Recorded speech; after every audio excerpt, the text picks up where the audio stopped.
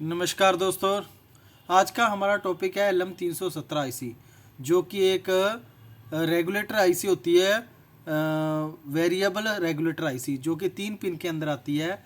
और इसकी working, testing और पिन डिटेल किस तरह, और एक इसका छोटा सा हम सर्किट भी बनाया है, उसको भी हम डिटेल से करेंगे कि इसको हमने यूज़ किस तरह करना है वोल्ट को ऑपरेट करवाने के लिए। तो टॉपिक शुरू करते हैं। LM317 जो कि 3 पिन के अंदर आता है, वोल्टर रेगुलेटर आईसी। तो इसको किस तरह हम यूज़ ले सकते हैं वेरी करके। तो सबसे पहले कि ये जो हमारी आईसी होती है ये 3 पिन के अंदर आती है, और इसकी पिन डिटेल, वर्किंग, टेस्टिंग किस तरह है उसके बारे में बात करेंगे। तो जिन्होंने अभी तक चैनल को सब्सक्राइब नहीं किया तो वो कृपया चैनल को सब्सक्राइब करें। अगर आपको वीडियो अच्छी लगे तो लाइक और शेयर ज़रूर करें। तो टॉपिक शुरू करते हैं। LM317 आईसी, तो इसका ज़्यादातर प्रयोग वोल्ट रेगुलेट सिस्टम के अंदर चार्जिंग सेक्शन हो गया हमारा, और यहाँ किसी को रिले को ऑन ऑफ करने के लिए, वोल्ट को कंट्रोल करने के लिए LM317 आईसी का प्रयोग किया जाता है। तो ये 317 आईसी किस तरह काम करती है। सबसे पहले इसकी पिन डिटेल क्या होगी।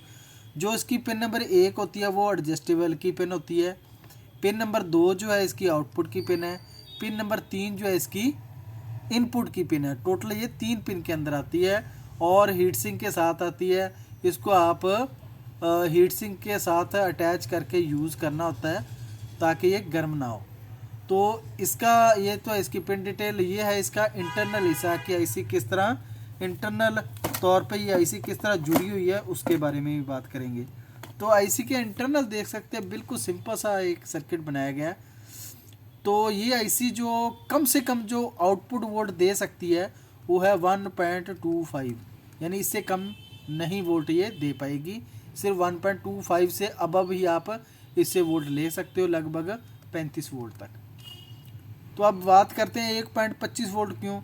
क्योंकि इसके अंदर एक जनरल कंट्रोलर सिस्टम लगा हुआ है जो कि 1.25 वोल्ट तक का वोल्ट को कंट्रोल करता है।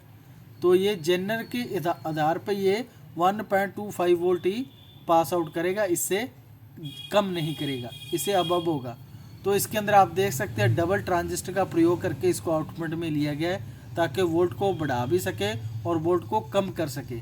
तो इसके अंदर करंट प्रोटेक्शन सिस्टम भी लगाया गया ताकि वोल्ट के अंदर कोई भी फ्लैक्चुएशन हो तो ये उसी वोल्ट को ड्रॉप आउट करके सर्किट को यानी आउटपुट को ऑफ कर दे। ठीक है जी। तो ये है इसकी आईसी की इंटरनल हिस्सा। अब बात करते हैं ये कौन कौन से मॉडल के अंदर आती है और कौन कौन सी आईसी होती है इसके अंदर, और कौन कौन से मॉडल आते हैं। तो आप देख सकते हैं सर्किट के अंदर। तो ये है हमारा जो हम यूज़ करते हैं नॉर्मल, जैसे हमारा यूपीएस हो गया और इन्वर्टर सेक्शन हो गया, उसके अंदर इस आईसी का सबसे ज़्यादा प्रयोग किया जाता है। ठीक है जी। तो ये आईसी यूपीएस वगैरह के अंदर सबसे ज़्यादा यूज़ की जाती है चार्जिंग सेक्शन के लिए। तो मैंने पिन डिटेल पहले भी करवा दी थी। पिन नंबर 1 जो है इसकी एडजस्टेबल पिन है, पिन नंबर 2 इसकी आउटपुट है, पिन नंबर 3 इनपुट की पिन है।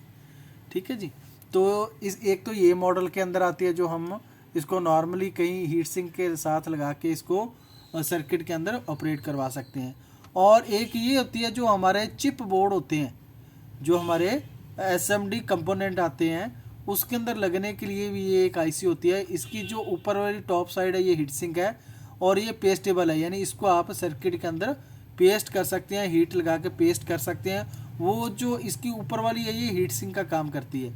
जब ये मदरबोर्ड के साथ पेस्ट हो जाता है, इस तरह ये इसका जगह बनी होती है, वहाँ पे ये पेस्ट हो जाता है, यानी हम एसएमडी से इसको लगाएंगे तो ये पूरा हीट सिंक पेस्ट हो जाएगा।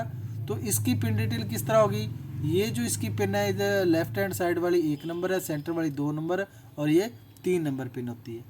और एक आती है हमारी एसएमडी कंपोनेंट, यानी एक जो छोटी हमारी रेगुलेटर आईसी होती है, जो हमारे चिप सर्किट होते हैं उसके अंदर एक ये छोटी भी आती है एसएमडी, जिसको हम रेगुलेटर आईसी बोलते हैं। तो ये भी 3 पिन के अंदर आती है। एसओटी 223 मॉडल के अंदर होती है। इसकी जो लेफ्ट वाली पिन है वो 1 नंबर है, सेंटर वाली पिन 2 नंबर और लेफ्ट हैंड साइड 3 नंबर, यानी तीनों की पिन डिटेल है वो लगभग सेम है, इसके अंदर कोई अंतर नहीं है। तो अब बात करते हैं कि सर्किट के अंदर इसको लगा के किस तरह यूज़ में लिया जाता है और कैसे ये आईसी काम करती है। तो मेरे पास एक सर्किट है छोटा सा इसका बना हुआ, तो उसके आधार पे थोड़ा सा बात करेंगे। तो आप देख सकते हैं यहाँ पे हमने क्या लगाई हुई है, LM317 IC लगाई हुई है। तो अब इसका ये देखिए, आपने इसका आउटपुट वोल्ट देखा है 1.2 वोल्ट टू 32 वोल्ट, मीन्स ये 1.25 वोल्ट से 32 वोल्ट का करंट यानी वोल्टेज पास आउट कर सकती है, लेकिन 1.25 वोल्ट से नीचे नहीं जाएगी। ये आईसी है जो LM317 है, क्योंकि इसके इंटरनल हिस्से में मैंने आपको बताया था 1.25 का जेनर लगाओ जो कंट्रोलिंग वोल्ट करता है, तो इससे नीचे वोल्ट नहीं जाने देता ये। तो अब बात करते हैं इस सर्किट को किस तरह यूज़ किया गया है और इसे एडजस्टेबल पावर सप्लाई यानी एडजस्टेबल रेगुलेटर आईसी क्यों कहा जाता है, इसके बारे में भी हम बात करेंगे। तो LM317 को जब हम एक ट्रांसफार्मर से सप्लाई देंगे, चाहे वो 24 वोल्ट हो या 30 वोल्ट हो, तो वो आप सप्लाई दे के इसको पास आउट करवा सकते हैं। जब ये ट्रांसफार्मर मेन एसी को लो एसी में कन्वर्ट करेगा तो ये यहाँ पे 24 वोल्ट है, तो 24 वोल्ट को कन्वर्ट करके हमने ब्रिज डायोड लगा के इसको एसी को डीसी में कन्वर्ट किया। सबसे पहले तो एसी को डीसी के अंदर कन्वर्ट किया, क्योंकि ये जो LM317 आईसी है ये डीसी पे ऑपरेट होके यानी डीसी टू डीसी ये काम करती है, डीसी इनपुट और डीसी ही आउटपुट।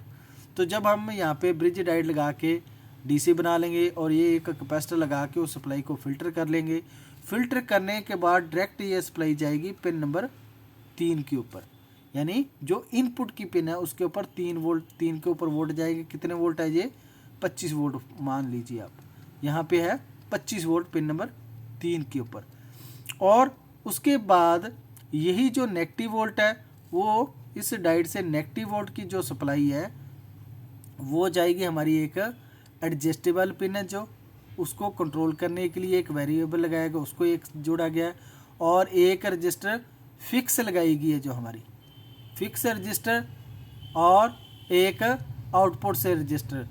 दोनों ये रजिस्टर नेगेटिव और पॉजिटिव में से लगा के दोनों को जोड़ करके ये एडजस्टेबल पिन के ऊपर दिया गया ताकि वोल्ट को फिक्स किया जा सके, ताकि वोल्ट यहाँ पे वेरी ना करे। जब भी वोल्ट आउटपुट दे वो कम और ज़्यादा ना हो। फॉर एग्जांपल अब मैंने क्या किया, यहाँ पे ये हमारी आउटपुट पिन है, इसको आउटपुट डायरेक्ट जोड़ दिया हमने, और ये फीडबैक के लिए एक डायोड लगाया गया। अब बात करते हैं एडजस्टेबल पिन को किस तरह यूज़ में ली गया। तो एडजस्टेबल पिन को किस तरह यूज़ किया गया वो मैं बिल्कुल, इसका कमाल है सिर्फ एडजस्टेबल पिन का, उसी से आप वोल्ट कम और ज़्यादा कर सकते हैं। अब एडजस्टेबल पिन के लिए ये सेंटर पॉइंट है, प्लस और माइनस से ये रजिस्टर लगाई है, प्लस उसी रजिस्टर में से एक ये वेरिएबल लगा दिया हमने, जो कि 10 किलो ओम का वेरिएबल है, यानी 10K का वेरिएबल है। अब वेरिएबल क्या करेगा, इस रजिस्टर की वैल्यू को, यानी जो ग्राउंड से रजिस्टर लगी हुई है इस रजिस्टर की वैल्यू को ये कम और ज़्यादा कर देगा। जैसे ही ये वेरिएबल की वैल्यू को हम एडजस्ट करेंगे तो इसकी वैल्यू में फ़र्क आएगा। जब इसकी वैल्यू कम और ज़्यादा होगी तो यहाँ पे इनपुट जो एडजस्टेबल वोल्ट है, एडजस्टेबल पिन है जो, इसके ऊपर वोल्ट वेरी करेंगे। ठीक है जी, पॉजिटिव वोल्ट।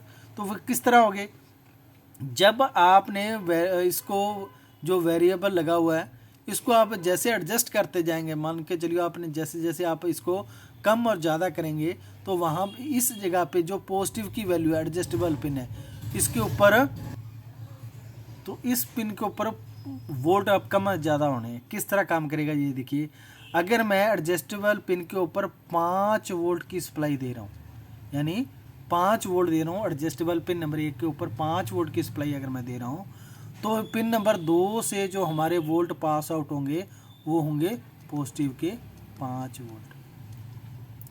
अगर एडजस्टेबल पिन के ऊपर मैंने 12 वोल्ट की सप्लाई को सेट कर दिया, इस वेरिएबल को घुमा के 12 वोल्ट की सप्लाई को सेट कर दिया, तो पिन नंबर 2 से हमारा जो वोल्ट पास आउट होंगे वो होंगे पॉजिटिव के 12 वोल्ट, और ये फिक्स रहेंगे। क्यों फिक्स रहेंगे, क्योंकि इसका जो फीडबैक है, एक ये रजिस्टर और एक ये रजिस्टर, इसका फीडबैक को एडजस्ट कर लेती है। जितने आपने वोल्ट एडजस्ट किए हैं वही फीडबैक यहाँ पे फिक्स हो जाता है बार बार, ताकि ये वोल्ट उतने ही रहते हैं, कम और ज़्यादा नहीं होते। अगर ये रजिस्टर आप नहीं लगाओगे फीडबैक वाली तो वोल्ट कम और ज़्यादा होने के चांस ज़्यादा होते हैं। इसलिए एक 20 ओम की और 12 किलो ओम की रजिस्टर प्लस और माइनस में लगा के इसके एडजस्टेबल पिन पे फीडबैक दिया जाता है, ताकि जितने वोट आप इसे एडजस्ट करें उतने ही वोट यहाँ पे फिक्स मिलता रहे, ताकि वोट कम और ज़्यादा ना हो। अब बात करते हैं कि पिन नंबर 1 के ऊपर अगर आपने 20 वोल्ट की सप्लाई दे दी है, ठीक है जी, 20 वोल्ट की अगर सप्लाई दे दी है पिन नंबर 1 के ऊपर, जो एडजस्टेबल पिन है इसके ऊपर 20 वोल्ट की सप्लाई दे दी है, तो आउटपुट हमारा जो यहाँ पे आएगा वो 20 वोल्ट आएगा। इस पिन के ऊपर 20 वोल्ट आएगा, यहाँ पे 20 वोल्ट, वो भी पॉजिटिव पे। तो ये कमाल है इस वेरिएबल का। और 2 ये रजिस्टर का। ये रजिस्टर आपने ज़रूर चेक करनी है। अगर आपने कोई रेगुलेटर बनाया है एडजस्टेबल वाला, तो आप ये सिस्टम को फीडबैक सिग्नल जरूर दें, ताकि आपके वोल्ट यहाँ पे फिक्स हों। अब ये वोल्ट यहाँ पे फिक्स होते रहेंगे। किस तक का आपने वेरी कर सकते हो वोल्ट को, कम और ज़्यादा। 1.25 वोल्ट से लेकर 32 वोल्ट तक आप वोल्ट को कम और ज़्यादा कर सकते हैं। तो ये तो है हमारा रेगुलेटर आईसी का सर्किट। अब बात करते हैं इसको चेक करने का क्या मेथड है। इसको किस तरह चेक करेंगे मल्टीमीटर से कि ये हमारा रेगुलेटर आईसी ख़राब है या सही है। तो इसको चेक करने का बिल्कुल आसान सा मेथड मैं बता देता हूँ। तो वो आप मल्टीमीटर से ही आईसी को चेक कर सकते हैं कि आईसी ख़राब है या नहीं। तो सबसे पहले आपने क्या करना है, जो पिन नंबर 2 और 3 पिन है, सिर्फ इसकी वैल्यू को आपने चेक करना है। ये वैल्यू चेक होगी तो आपकी आईसी ओके या ख़राब आपको पता लग जाएगा। तो 2 और 3 को चेक करने का मेथड क्या है, सबसे पहले जो आपने रेड प्रोब है मल्टीमीटर को आपने बीप की रेंज में सेट कर लेना है। मल्टीमीटर को बीप की रेंज में सेट कर लेना। अगर बीप की रेंज नहीं है तो डायोड की रेंज होती है, डायोड को चेक करने के वहाँ पे भी आप चेक कर सकते हैं इसको। लेकिन मैं तो कहूँगा बीप की रेंज में रखिए आप, ताकि अगर आईसी शॉर्ट हो तो आपको पता लग जाए। जहाँ डायोड की रेंज में रख सकते हैं। तो इसको चेक करने का मेथड क्या है कि जो इसकी 2 नंबर पिन है, ये 2 नंबर, इसके ऊपर आपने ब्लैक प्रोब रखनी है मल्टीमीटर की, ठीक है जी। इसको सॉरी रेड प्रोब, यहाँ पे रेड प्रोब रखनी है। और पिन नंबर जो ये है आउटपुट वाली पिन नंबर 3, इस पे ब्लैक प्रोब रखनी है। तो आपकी वैल्यू लगभग 400 के करीब आएगी, 400 के करीब वैल्यू आएगी, ठीक है। नंबर 1 पहला स्टेप तो ये। और दूसरा नंबर क्या होगा, अब आपने क्या कर लेना है, इस पिन के ऊपर जो 2 नंबर इसके ऊपर ब्लैक प्रोब लगानी है, और इस पिन के ऊपर रेड प्रोब लगानी है मल्टीमीटर की। तो आपकी वैल्यू कितनी आएगी, सेकंड नंबर पे 700 के करीब वैल्यू आएगी। दूसरी बात कितनी आएगी, 700 के करीब। तो ये आईसी आपकी बिल्कुल ओके है, बिल्कुल ओके है। अगर इस जगह पे 400 की जगह पे अगर आपकी वैल्यू आ रही है 200, ठीक है, और 700 वाली जगह पे, यानी जो मैंने ये जो दूसरी कंडीशन बताई है, इसकी जगह आप अगर वैल्यू आ रही है 300 या 200 के करीब वैल्यू आ रही है, तो आईसी आपकी वीक है या ख़राब है, ये प्रॉपर आपका आउटपुट नहीं देगी। तो इसकी चेक करने का मेथड मैंने आपको बता दिया बिल्कुल सिंपल तरीके से कि आपने इसको किस तरह चेक करना है। तो इस तरह आप रेगुलेटर आईसी को चेक करके यूज़ में ले सकते हैं कि रेगुलेटर आईसी ख़राब है या सही है। तो ये इसका इंटरनल हिस्सा मैंने बता दिया कि इसकी वैल्यू कम और ज़्यादा क्यों आती है। तो ये मेथड इसके अंदर है, एक डबल ट्रांजिस्टर चेकिंग के लिए है और एक सिंगल ट्रांजिस्टर चेकिंग के लिए, इसलिए इसकी वैल्यू कम और ज़्यादा आती है, ठीक है जी। तो ये थी आज का हमारा chapter LM 317 adjustable regulator IC, जिसको हम एडजस्ट करके यूज़ में ले सकते हैं। अगर आपको वीडियो अच्छी लगी हो तो लाइक शेयर और सब्सक्राइब जरूर करें। अगर आपके पास भी कोई टॉपिक है और डिस्कस करना चाहते हैं आप, तो आप मुझे कमेंट कर सकते हैं। उस आईसी का नाम, टोटल उस आईसी की पिन और अपना नाम। तो तब तक के लिए धन्यवाद जी।